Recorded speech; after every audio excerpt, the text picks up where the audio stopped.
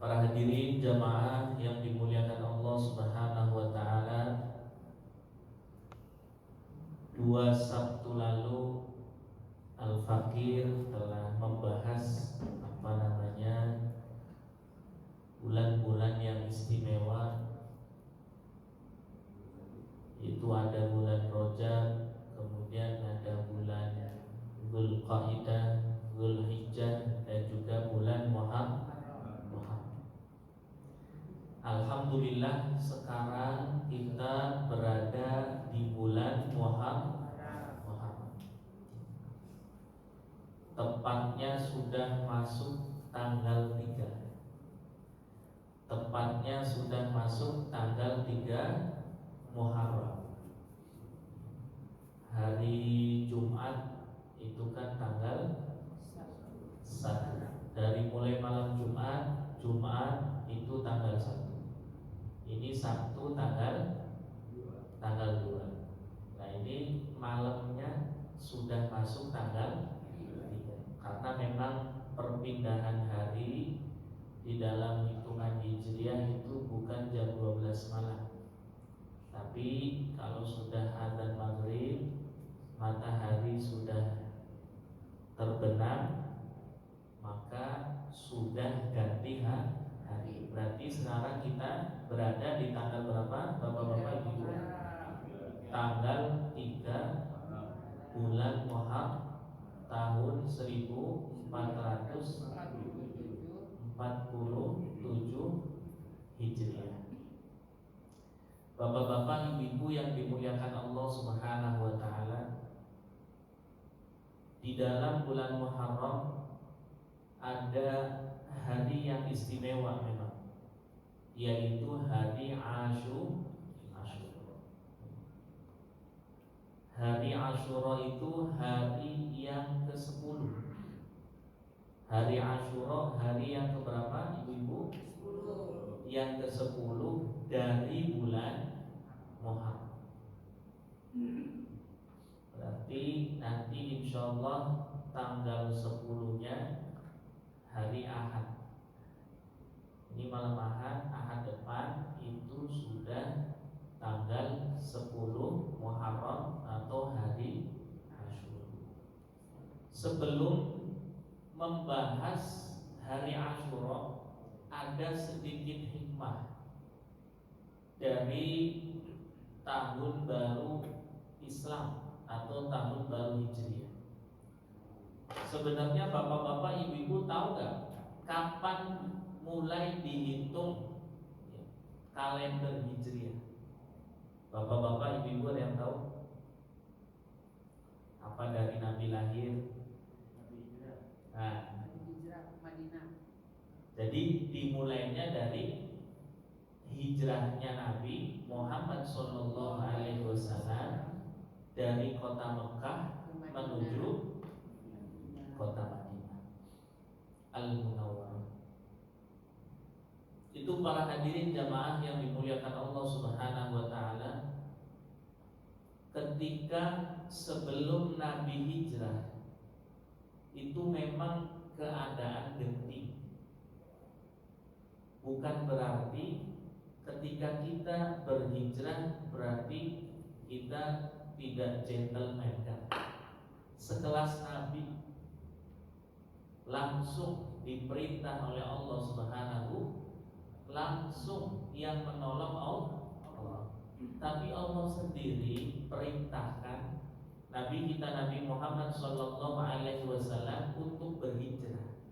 Ini juga sebuah dalil kalau dalam beragama logika dipakai, rasio dipakai. Jangan hanya sekedar kita telan mentah-mentah. Walaupun tidak boleh berlebihan juga, nanti bisa jadi liberal. Kalau tanpa menggunakan logika sama sekali, nantinya terjebak di dalam tekstual. Kalau kita ahli sunnah wal jamaah, tekstual kita pakai, namanya dalil nakli, dalil akli juga dipakai, yaitu dalil logika. Jadi Ustaz, kalau ada orang bertanya, ngapain Nabi Muhammad disuruh hijrah oleh Allah Subhanahu wa taala? Kan bisa Allah langsung menolong. Cara mainnya tidak seperti itu.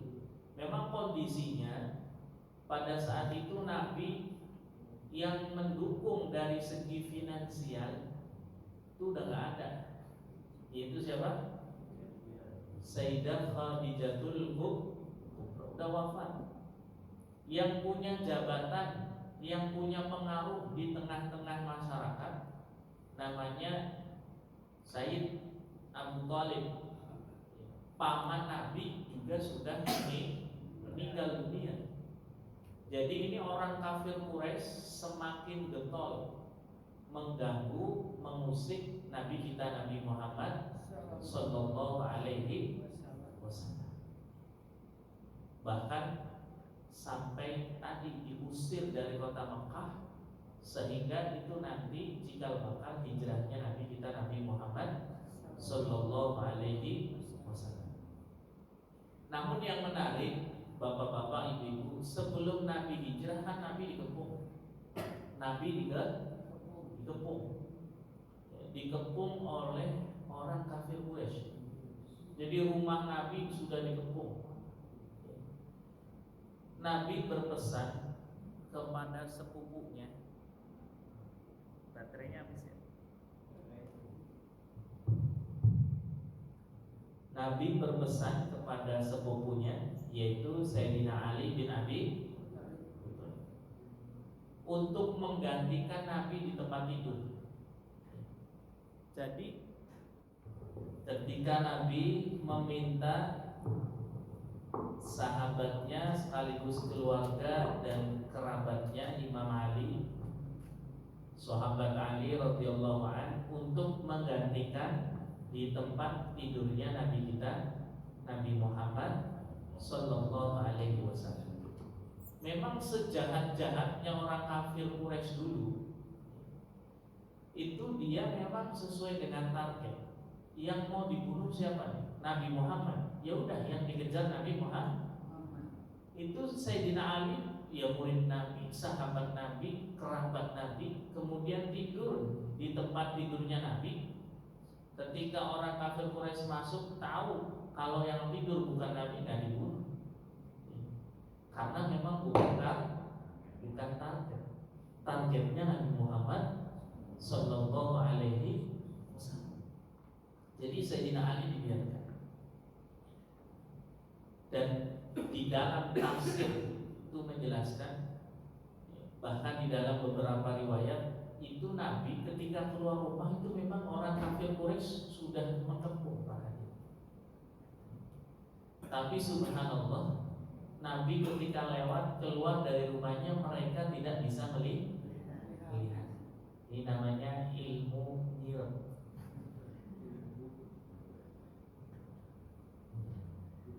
Di dalam riwayat disebutkan Nabi baca satu ayat yang ada di dalam surah Yasin.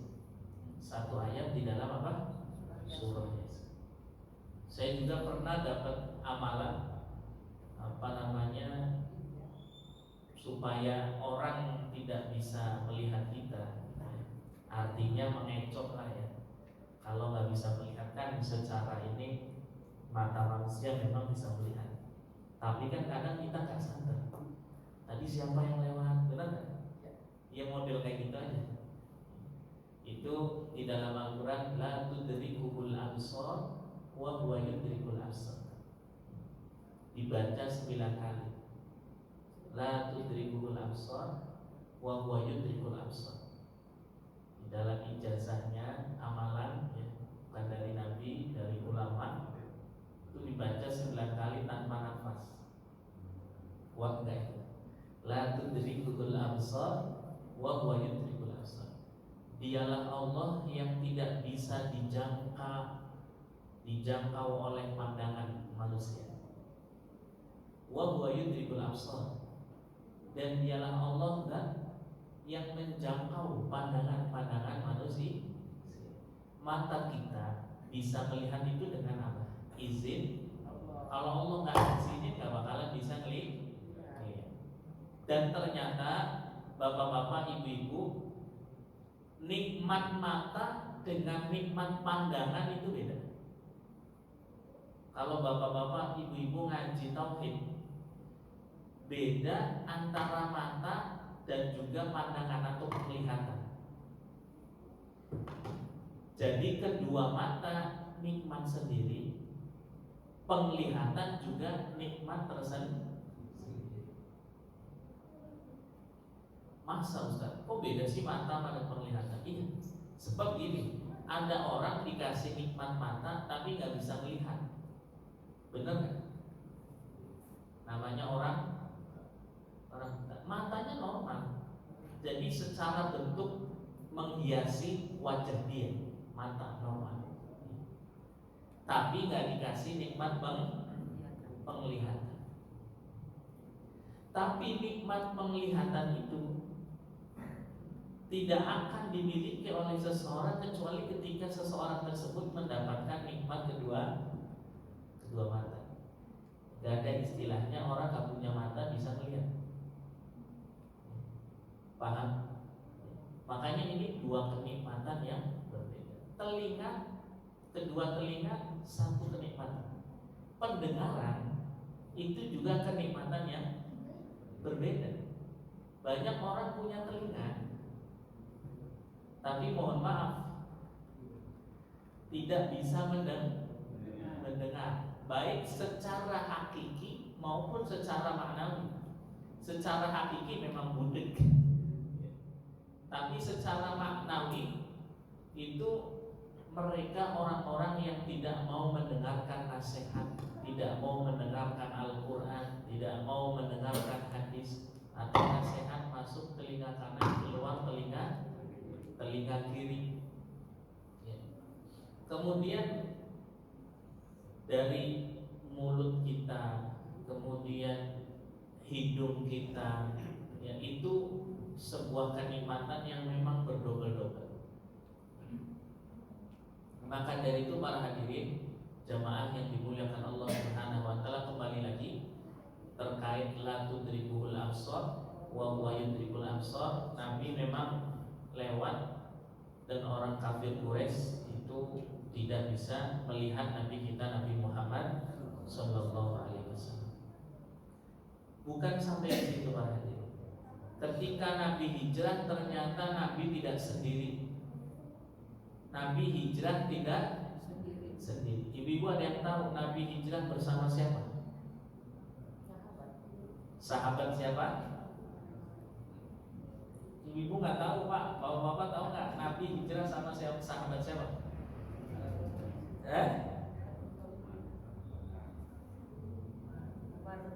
Ini nggak ada ketua DKM nih kalau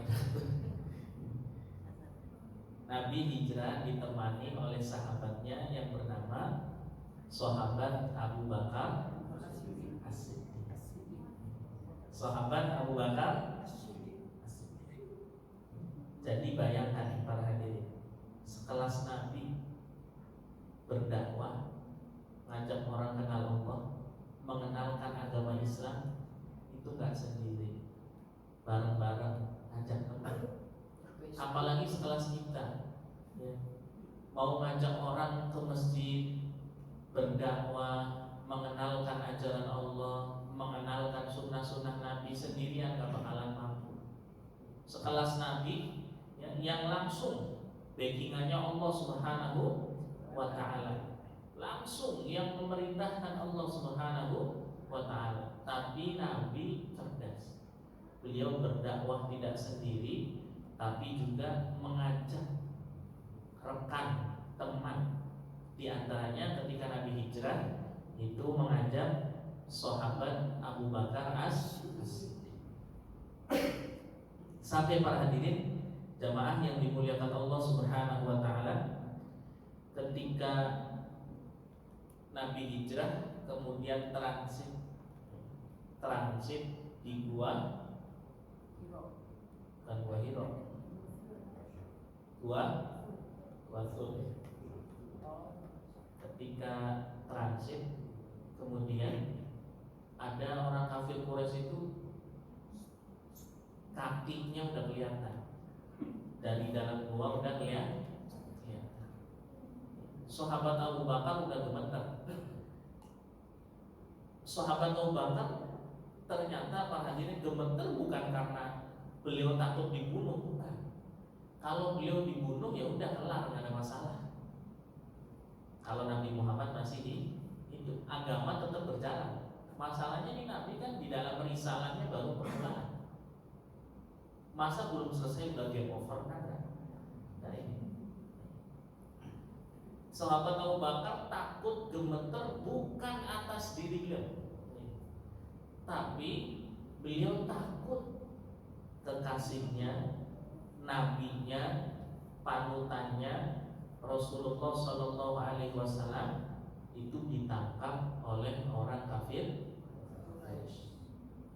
Makanya ketika di dalam gua sahabat Abu Bakar takut, kemudian itu disebutkan tuh di dalam Al-Quran, la takhaf wa la tahzan innallaha ma'ana, la takhaf wa la tahzan innallaha ma'ana. Sahabat Abu Bakar, jangan takut, jangan sedih, sesungguhnya kita bersama Allah Subhanahu wa ta'ala. Jangan kira kita ini berdua, kata Nabi Sallallahu Alaihi Wasallam. Jangan kira kita ini apa? Berdua. Kita bertiga. Ane, ente, kemudian Allah Subhanahu wa ta'ala yang akan melindungi. Maka para hadirin jamaah yang dimuliakan Allah Subhanahu, bukan hanya terkait masalah agama, hidup juga kalau bisa ada temannya. Maaf ya, bukan ini ibu-ibu. Ya maksudnya kalau bisa hidup juga ada temannya, ada pendampingnya. Sehingga ketika menjalani kehidupan itu terasa mudah, susah senang bersama. Ya walaupun di dalam realitanya memang ya ada yang ditinggal duluan, ada yang meninggalkan terlebih dahulu. Tapi yang dilakukan oleh Nabi kita Nabi Muhammad SAW, di dalam urusan apapun kita harus ngajak teman. Di dalam urusan apapun kita harus ngajak teman. Maka bapak-bapak, ibu-ibu jangan salah pilih teman. Jangan salah pilih. Itu mereka orang-orang yang korupsi. Kenapa sih berani korupsi? Temannya korupsi. Karena banyak temannya. Karena banyak temannya. Kenapa mereka sebagian orang malu berbuat maksiat? Karena temannya ngajak taat. Kan nggak mungkin temannya ngajak ke masjid dia malah kemana? Makanya para hadirin jamaah yang dimuliakan Allah Subhanahu wa ta'ala, di antara hikmah tahun baru Islam 1447 Hijriah, kita harus pandai-pandai memilih teman. Jangan sampai teman kita ngajak ke neraka. Pilihlah teman kita yang ngajak kita ke dalam surganya Allah Subhanahu wa ta'ala. Para hadirin jamaah yang dimuliakan Allah Subhanahu wa ta'ala, itu yang pertama. Yang kedua, kita masuk di pembahasan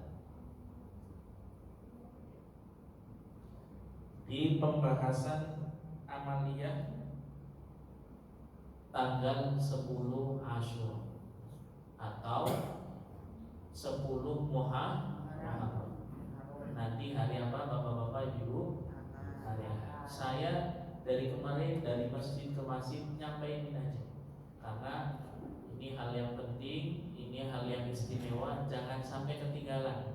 Sebab di antara kita masih banyak yang salah memahami hal yang sunnah. Kalau hanya sekedar memahami sunnah dari segi fikih, itu kan kalau diamalkan mendapatkan pahala. Kalau ditinggalkan tidak dapat dosa. Itu definisi apa? Fikih. Tapi kalau coba kita masuk lebih dalam lagi, kita definisikan sunnah, kalau kita amalkan beruntung, dekat dengan Nabi, dapat pahala. kehidupannya dibimbing oleh Allah. Kalau tidak melakukan kesunahan, rugi. Orang jualan kan pengennya apa? Untung. Ini kita coba ditanamkan di dalam diri kita. Kalau nggak ngikutin sunnah itu rugi. Hari Jumat misalkan, waduh, kalau sholat Jumat nggak pakai baju putih, ada gitu perasaannya merasa rugi. Itu berarti udah hebat. Berarti jiwa ingin mengikuti nabinya sudah masuk di dalam hati. Hari Jumat kok nggak motong kuku, kayaknya rugi. Atau motong kuku di selain hari Jumat, kayaknya apa? Kayaknya merasa rugi. Pengennya di hari Jumat. Kemudian datang ke masjid sholat Jumat, kok pas azan dia merasa rugi. Harusnya 1 jam sebelum azan. Kalau sudah mulai nih bapak-bapak, ibu-ibu ada rasa seperti itu, berarti punya kesempatan dekat dengan Nabi Muhammad Sallallahu Alaihi Wasallam. Tapi kalau dilihat di dalam perubahan kita, di dalam kehidupan kita nggak ada perubahan, apalagi di tahun 1447 Hijriah, maka hati-hati. Ya, kehidupan kita tidak akan mendapatkan pertolongan dari Allah Subhanahu wa Ta'ala. Para hadirin, bapak-bapak, ibu-ibu yang dimuliakan Allah Subhanahu wa Ta'ala. Kembali lagi, ini berbicara masalah sunnah. Betul, di hari Asyura tidak ada tuntutan kewajiban kecuali ya sholat 5 waktu, seorang suami mencari nafkah buat istrinya, ya, ataupun hal-hal yang wajib lain. Tapi ini kita masuk di dalam ranah pembahasan masalah sunnah-sunnah, anjuran-anjuran, amalan-amalan, ibadah-ibadah yang dilakukan di tanggal 10 Asyura. Di sebuah nazom itu ada 12 amalan. 12 amalan di tanggal 10 Asyura. Yang 10 hadisnya dhaif. Bahkan ada yang batil, bahkan ada yang maudhu. Kita nggak perlu amalin. Yang sahih kata para ulama itu ada 2. Amalan yang sahih yang dilakukan di tanggal 10 Asyura memang ada anjuran dari Nabi berapa? 2. Kalau yang 10 memang ada, tapi bukan dari Nabi secara langsung. Ustaz, saya mau ngamalin, silakan. Yang penting jangan menyandarkan kepada Nabi Muhammad Sallallahu Alaihi Wasallam. Kalau yang 2 ini memang hadisnya sahih. Kalau yang 2 ini memang hadisnya sahih. Yang pertama puasa. Yang pertama apa? Bapak-bapak, ibu-ibu, puasa. Jadi kata Nabi, afdhalus siyam ba'da Ramadan syahrullahil muharram. Puasa yang paling utama, 1 tingkat derajatnya di bawah puasa Ramadan adalah puasa di bulan Muharram. Tanggal berapa Ustaz? Bebas. Ini hadisnya umum. Yang penting di bulan dari tanggal 1 sampai tanggal akhir. Kemudian di dalam riwayat Al-Imam Ibnu Abbas radhiyallahu anhu, qala Rasulullah sallallahu alaihi wasallam, di akhir hadisnya itu disebutkan seseorang yang berpuasa 1 hari di bulan Muharram itu mendapatkan seperti puasa 30 hari. Jadi kalau puasa 10 hari aja di bulan Muharram udah kayak puasa berapa kali? 300 kali. Puasa berapa? 10 hari kayak 300 kali. Karena 30 dikali 10 sama dengan 300. Ini memang keistimewaan, kemuliaan yang Allah berikan kepada umat Nabi Muhammad SAW di bulan Muharram. Dan yang lebih khusus lagi, puasa di tanggal 10 Muharram, yaitu hari Asyura. Nabi itu ditanya, ya Rasul, apa sih istimewanya puasa Asyura? Kemudian Nabi menjawab, yukaffirus sanatal madiyah. Dosa-dosamu yang 1 tahun silam itu dibersihkan, dirontokkan, diampuni oleh Allah Subhanahu wa taala sebab engkau berpuasa satu hari di tanggal 10 bulan Muharram. Catat ya ibu-ibu, hari apa? Hari Ahad tanggal 10. Tanggal 6 Juli. Hari Ahad. Dan para hadirin jamaah yang dimuliakan Allah Subhanahu wa taala, dari puasa ini juga akhirnya muncul pendapat-pendapat para ulama. Jadi selain puasa berarti dianjurkan menahan amarah ya. Karena memang diantara fadilah puasa itu menekan amarah, menekan hawa nafsu. Maka boleh juga dikatakan di hari Asyura dianjurkan untuk menahan sesuatu yang menjadikan Allah murka kepada kita. Di antara tadi menahan marah, menahan hawa nafsu, menahan emosi, menahan hal-hal yang tidak baik, fokus untuk ibadah kepada Allah Subhanahu wa taala. Itu di bulan apa? Di tanggal berapa Bapak-bapak Ibu-ibu? Tanggal 10 Muharram. Itu yang pertama. Kemudian yang kedua, memberi kelonggaran kepada keluarga atau memanjakanlah, bahasa kita apa? Memanjakan keluarga. Jadi kata Nabi, ini hadis diriwayatkan oleh Al-Imam Abi Dunya di dalam pembahasan an-nafaqatu 'alal ilm. Kemudian Al-Imam At-Tabarani di dalam kitab Mu'jamul Kabir. Kemudian Al-Imam Imam muhaddis yang lain, Imam Baihaqi di dalam kitab Syu'abul Iman. Ini 3 ulama hadis meriwayatkan hadis ini. Bunyinya, man wassa'a ala ahlihi wassa'allahu alaihi sa'ira sanati. Jadi barang siapa nanti bapak-bapak ibu-ibu tanggal 10 seorang suami ya, memanjakan anak istrinya, berbuat baik atau memberikan nafkah yang lebih kepada anak istrinya tanggal 10 bulan Muharram, maka wassa'allahu sa'ira sanati, sepanjang tahun kehidupan dia, rezeki dia dijamin oleh Allah Subhanahu. Jadi modalnya berapa Bapak-bapak? Modalnya sehari, untungnya setahun. Ini tapi ya mohon maaf ya, kalau ibu yang gak ada suami repot juga. Solusinya gimana ini? Tanya ke PKM-nya nggak ada. Ini kan hadis diperuntukkan kepada para suami. Hei suami, hai kepala rumah tangga, engkau yang punya anak dan punya istri, manjain nanti tanggal 10 bulan Muharram, supaya kehidupanmu selama 1 tahun dimanjakan oleh Allah Subhanahu wa taala. Penuhi kebutuhan anak istrimu tanggal 10 Muharram, maka Allah akan memenuhi kebutuhanmu selama 1 tahun.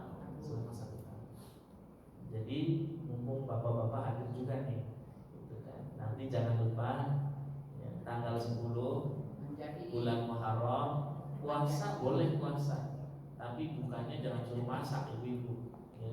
Beli makanan kayak yang enak gitu kan.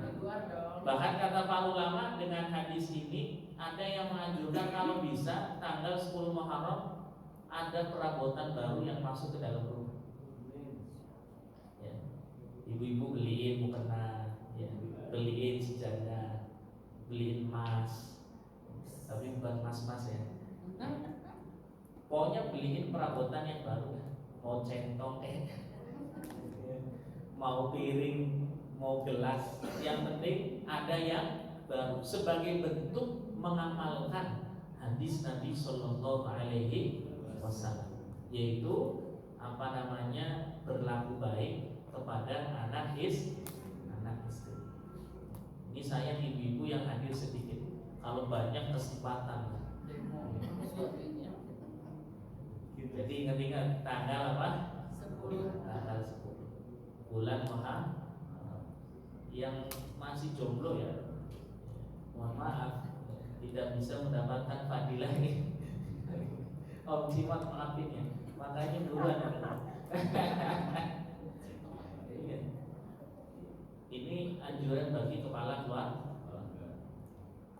yang minimal kalau misalkan kasih nafkah setiap hari 200.000 ya 10 kali lipat.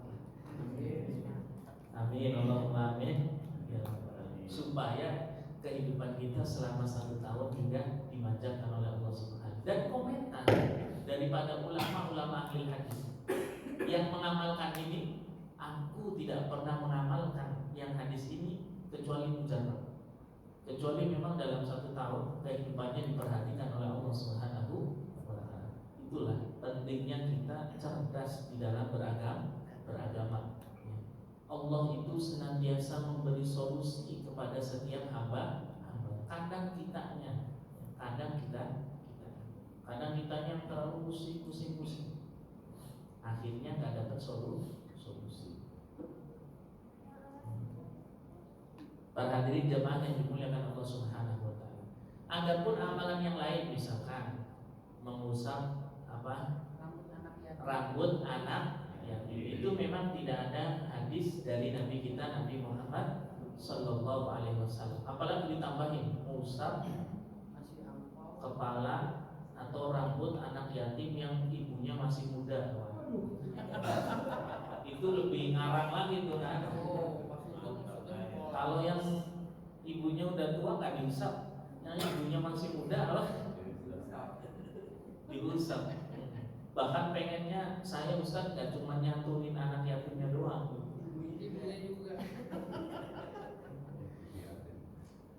ya, tapi memang ada sejarah. Kenapa sebagian masyarakat Indonesia menyebut tanggal 10 Muharram sebagai lebaran anak yatim? Jadi gini, 10 Muharram itu mulia, istimewa. Allah menolong bahkan nabi-nabinya. Allah menerima taubat Nabi Adam. Allah menolong Nabi Musa alaihissalam beserta Bani Israel. Dan banyak sekali hal-hal kejadian yang istimewa di bulan Muharram. Tapi tidak bisa dipungkiri, tidak bisa ditutup-tutupi, tanggal 10 Muharram pun ada tragedi yang mengenaskan. Ada kejadian yang memilukan, memprihatinkan, yaitu tepat di tanggal 10 bulan Muharram, cucu Nabi yang bernama Sayyidina Husain kepalanya dipenggal di padang Karbala oleh orang-orang yang zalim, oleh orang-orang Khawarij. Tanggal berapa? Bapak-bapak itu? Tanggal 10. Jadi ulama ada yang menganjurkan. Sebagaimana puasa tanggal 10. Tanggal 10 doang puasa memang dapat sunnah asal memang. Tapi ulama menganjurkan kalau bisa tanggal 9-nya juga puasa. Tanggal berapa? 9-nya Tasu'a. Ya, tanggal 9 puasa, kemudian tanggal 10 puasa. Karena Nabi pernah menyampaikan, seandainya umur saya panjang, saya pengen puasa juga di tanggal 9, bukan hanya 10. Tujuannya apa? Supaya berbeda dengan orang Yahudi, supaya berbeda dengan orang Nasrani. Nabi itu selalu pengen beda, karena mereka orang Yahudi ternyata puasa juga di tanggal 10 Asyura. Ketika Nabi datang ke kota Madinah melihat orang-orang Yahudi berpuasa, ditanya kenapa kalian puasa? Ya, saya berpuasa karena tanggal 10 Allah menolong Bani Israel, Allah menolong Nabi Musa alaihis. Nabi mengatakan ana aula bi Musa, aku lebih berhak menghormati Nabi Musa alaihis, sehingga Nabi puasa. Nah, tapi Nabi instruksi kalau aku panjang umur akan berpuasa di tanggal 9. Tapi subhanallah Nabi nggak sampai umurnya. Jadi Nabi belum sempat tuh ngamalin berpuasa tanggal 9 Muharram. Tapi saya sering sampaikan, ketika ada perkataan Nabi atau kontradiksi seakan-akan dengan perbuatan Nabi, atau ada perkataan Nabi nggak melakukan, maka di dalam kaidah kita mengambil hukum, ada perkataan Nabi, ada perilaku Nabi. Mana yang lebih dahulu kita ambil? Perkataan Nabi. bukan perbuatan. Kalau perkataan Nabi yang disampaikan untuk umatnya itu sudah pasti menjadi syariat, entah itu kewajiban atau tapi kalau perbuatan enggak semerta-merta. Kalau perbuatan apa? Laki-laki dianjurkan menikahi berapa perempuan? Mentok 4, nggak boleh nambah. 4 aja nggak berani kan? 2 aja nggak berani. Tapi yang dilakukan Nabi, istrinya lebih dari 4 atau enggak? Maka perkataan Nabi harus didahulukan dibandingkan apa? Witir. Sholat witir itu yang disampaikan oleh Nabi adalah sunnah. Tapi realitanya Nabi nggak pernah meninggalkan witir. Sepanjang hidupnya Nabi tidak pernah meninggalkan, karena bagi Nabi witir adalah wajib. Dan ini khususnya Nabi kita, Nabi Muhammad SAW. Jadi orang nggak bisa mengatakan witir wajib karena Nabi nggak pernah meninggalkan, misalkan. Karena yang disampaikan Nabi-nya apa? Sama tadi, Nabi menyampaikan nanti pengen puasa di tanggal 9 bulan Muharram, walaupun Nabi belum sempat melakukan, tapi itu tetap menjadi sebuah kesunahan yang harus kita lakukan, yang harus kita jalankan. Jadi Nabi selalu pengen beda dengan orang Yahudi ataupun orang Nasrani. Kemudian ditarik tadi, apa maksudnya Ustaz? Tanggal 10 ada kejadian cucu Nabi Sayyidina Husain bin Sayyidina Ali wa Sayyidatuna Fatimah Zahra bintu Rasulullah sallallahu alaihi wasallam yang memang dipenggal dengan orang-orang Khawarij yang bikin skenario sehingga pemimpin-pemimpin yang zalim, pemimpin-pemimpin yang munafik memenggal Sayyidina Husain bin Ali bin Abi Thalib. Jadi kayak gini para hadirin, ulama menganjurkan kalau mereka menjadikan Imam Ali Zainal Abidin yatim, bahkan dipenggal di hadapannya, di hadapan putranya sendiri, namanya Ali Zainal Abidin bin Imam Husain.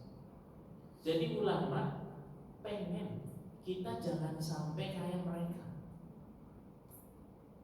orang-orang yang zalim, orang-orang Khawarij, malah menjadikan keturunan Nabi